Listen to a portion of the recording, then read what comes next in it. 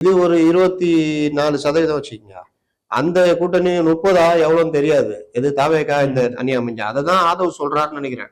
நீங்க பாருங்க பாருங்கன்னு. ஒருவேளை இந்த மாதிரி ஏதாவது நடந்ததாகுமோ தெரியல. அப்ப இது அங்கே பாத்தீங்கன்னா அது ஒரு 30, 32, 41%. 23, 18, 41 கட்சிகள் சேர்ந்து 41. அப்ப டிடிவி கிடிவிலாம் வச்சுக்கோங்க. ஒரு 35 கூட அவங்க வந்துருவாங்க மறுபடியும் என்டிஏ. மிஸ் ஆச்சுன்னா யாருக்கும் மெஜாரிட்டி கிடைக்காம இவங்க தொங்கல் இழுத்து விட்டுருப்பாங்க.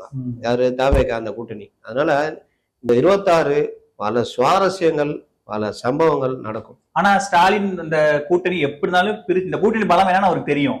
அப்ப இந்த கூட்டணியை உடைக்காம நம்ம எப்படி தேர்தலை சந்திக்கணும் தான் அவருக்கு ஏங்க இப்போதைக்கு இவங்க சொல்லியிருக்காங்க, உளவுத்துறையில இருந்து எல்லாம் சொல்லியிருக்காங்க, இது எதுவுமே கெடுக்காம அப்படியே கொண்டு போங்கன்னு. 26 வரைக்கும் அப்படியே இது எங்கேயாவது லகட பாண்டியில் உட்காந்துங்கன்னு இல்ல நான் இப்படி முயற்சி எடுக்கிறேன் அப்படி முயற்சி எடுக்கிறேன்னா அது உடஞ்சதுன்னா திமுகவுக்கு பெரிய இழப்பாகும். ஆனா சார் 2021 தேர்தல் காலகட்டத்திலேயே பாமக உள்ள கொண்டு வரதுக்கு அப்புறம் தேமுதிகவான உள்ள கொண்டு வரதுக்கான வேலைகள் நடந்தது.